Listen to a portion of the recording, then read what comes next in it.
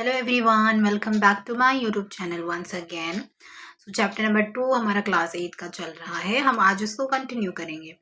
How are we connected to microbes? हम किस तरीके से जो है माइक्रोब से यानी कि माइक्रो ऑर्गेनिज्म से कनेक्ट है। Can we find microorganisms in other places too? Let us have a discussion. So क्या हमें जो माइक्रो ऑर्गेनिजम्स है वो और भी जगह मिलते हैं? चलो इसके ऊपर एक डिस्कशन करते हैं। Have you ever seen a lemon, tomato, orange और any other food item rot after being left outside for some time? तो क्या आपने कभी भी कोई लेमन हो, टोमेटो हो या ऑरेंज हो या और कोई फूड आइटम उसको खराब हुआ देखा है जब आप उसको बाहर रख देते हैं कुछ समय के लिए? तो क्या आपने कभी ये चीज देखी है क्या हो जाता है? If yes, you may have noticed a powdery और cotton like growth on them. और अगर आपने देखा है तो आपने ये भी चीज नोटिस की होगी कि उस फ्रूट पर या उस फूड आइटम पर जो है एक पाउडरी या कॉटन जैसा कुछ ग्रोथ होने लगता है, वाइट वाइट कलर का कुछ जो है उसके ऊपर ग्रो होता है। जैसा कि आप फिगर 2.9 में देख सकते हैं कि यहाँ पे एक फ्रूट है with micro organism growing on it, और इस फ्रूट पे क्या है, माइक्रो ऑर्गेनिज्म ग्रो हो रहे हैं। This happens because they have been infected by microbes. तो यहाँ पे ये जो कॉटन का जो ग्रोथ हो रहा है, कॉटन, ये कॉटन नहीं है, कॉटन लाइक कुछ यहाँ पे जो है व्हाइट कलर का ग्रो हो रहा है जो कि माइक्रो ऑर्गेनिजम्स है। और ये ऐसा इसलिए हो रहा है क्योंकि ये जो फ्रूट है ये इन्फेक्ट हुआ है माइक्रोब से, माइक्रो ऑर्गेनिज्म से। But where did these microbes come from? How did they come in contact with the food? लेकिन ये जो माइक्रोब्स है ये कहाँ से आए और कैसे फूड के कॉन्टैक्ट में आए? This happens because micro organisms can be found everywhere. ऐसा इसलिए होता है कि जो माइक्रो ऑर्गेनिजम्स है वो हर जगह होते हैं, चाहे वो वाटर हो, सॉइल हो, एयर हो, or even in some food items. You can use a foldscope or a microscope to explore surfaces of leaves, stems, roots or any other part to see them. आप जो है microscope या Foldscope का इस्तेमाल कर सकते हैं ताकि आप जो है लीव, स्टेम्स, रूट्स या किसी अदर पार्ट को आप एक्सप्लोर कर सके, उसको देख सके। Like plants and animals, micro organisms also show great diversity. जैसे कि बहुत सारी डाइवर्सिटी होती है प्लांट्स में, बहुत ज़्यादा डाइवर्सिफिकेशन होता है, बहुत अलग अलग तरीके के जो प्लांट्स होते हैं, एनिमल्स होते हैं, ऐसे ही माइक्रो ऑर्गेनिजम्स भी बहुत डाइवर्सिटी शो करते हैं। Some of them can even be found in extreme climatic conditions such as hot water springs and snow cold zones as well as at moderate temperatures. So यहाँ पे जो है micro organisms कहीं पे भी पाए जा सकते हैं, चाहे वो एक्सट्रीम कैसा भी कंडीशन हो, क्लाइमेटिक कंडीशन हो, चाहे हॉट वाटर स्प्रिंग्स हो, वहाँ पे भी आपके माइक्रो ऑर्गेनिज्म जो है फाउंड किए जाते हैं, एंड स्नो कोल्ड जोन्स में भी, as well as at moderate temperatures में भी। You already know some of these organisms live inside our bodies. कुछ जो माइक्रो ऑर्गेनिजम्स होते हैं वो बॉडी के इनसाइड में भी रहते हैं, specially in our gut. Specially कहाँ पे? गट में। You have studied in the chapter life processes in animals in curiosity grade 7 that our intestine has many bacteria that help in digestion. कि हमारे इंटेस्टाइन में जो है बहुत बैक्टीरिया पाए जाते हैं जो कि डाइजेशन में क्या है, हेल्प करते हैं, डाइजेशन में हेल्प करते हैं। Like plants and animals, micro organisms very in shape, size and structure. जैसे कि प्लांट्स और एनिमल्स में हमने देखा कि वो बहुत डिफरेंट साइजेस के होते हैं, डिफरेंट स्ट्रक्चर्स के होते हैं, ऐसे ही माइक्रो ऑर्गेनिजम्स भी शेप, साइज और स्ट्रक्चर में वेरी करते हैं। Table 2.1 and 2.2 you would have observed micro organisms of different shapes. Table 2.1 and 2.2 में जो है हमने ऑब्जर्व किया है कि जो माइक्रो ऑर्गेनिजम्स है उसके शेप्स भी डिफरेंट होते हैं, कोई स्फेरिकल होता है, कोई रॉड शेप होता और इरेगुलर भी होते हैं। How does the diversity of micro organisms play a role in our daily life? तो माइक्रो ऑर्गेनिजम्स में भी बहुत डाइवर्सिटी होती है, तो ये कैसे कैसे जो है रोल प्ले करते हैं हमारी डेली लाइफ में? How do they help clean the environment?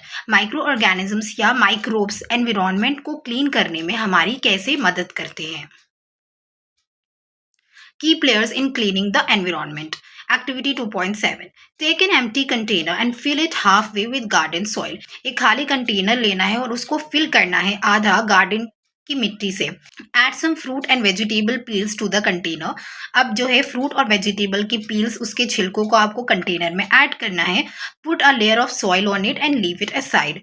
उसके बाद एक लेयर सॉइल, एक लेयर मिट्टी की आपको उस पर पुट करनी है और उसको रख देना है साइड में। After 2-3 weeks, observe the changes that have taken place. 2-3 weeks के बाद अब आपको जो चेंजेस उस कंटेनर में हुए हैं उसको ऑब्जर्व करना है। Do you observe any difference in the contents of the container? तो क्या आपने कंटेनर के कॉन्टेंट में कोई डिफरेंस को नोटिस किया है? You may find that peels of fruits and vegetables have turned into a dark coloured material. This is manure which is rich in nutrients and helps increase the fertility of the soil. तो आप ये चीज observe करोगे कि जो peels of fruits और vegetables है ये टर्न हो चुके होंगे एक डार्क कलर्ड मटेरियल में. पील्स ऑफ फ्रूट्स किस में चेंज हो गए? एक डार्क कलर्ड मटेरियल में, जिसको मैन्योर कहते हैं.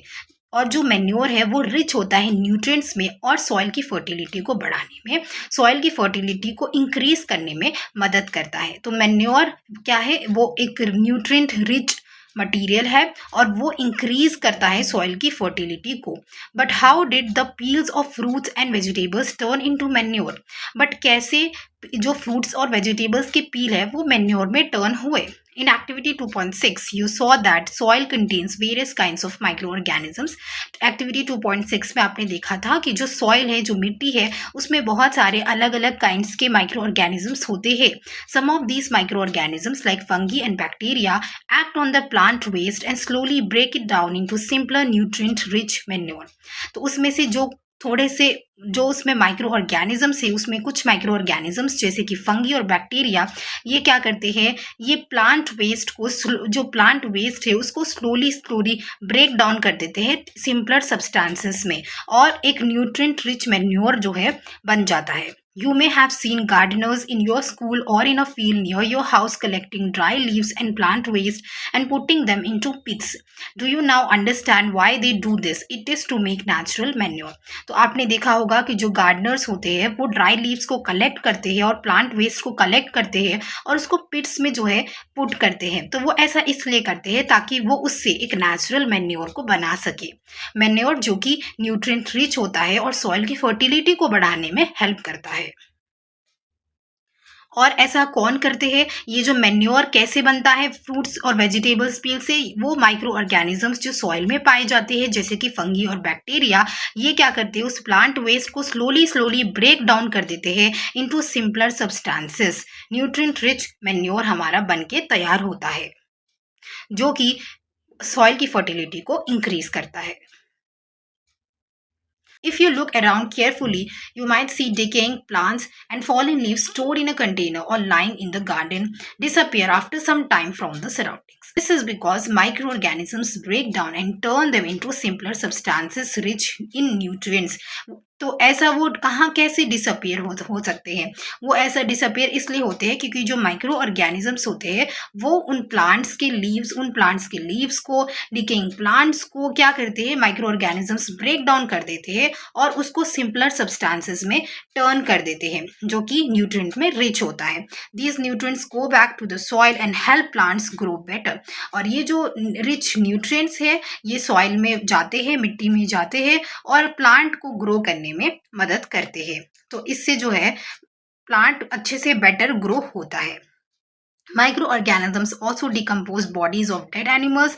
इसी तरीके से जो माइक्रो ऑर्गेनिजम्स है ये डेड एनिमल्स की बॉडीज को भी डिकम्पोज करते हैं. So microbes help recycle the waste and return important nutrients to nature.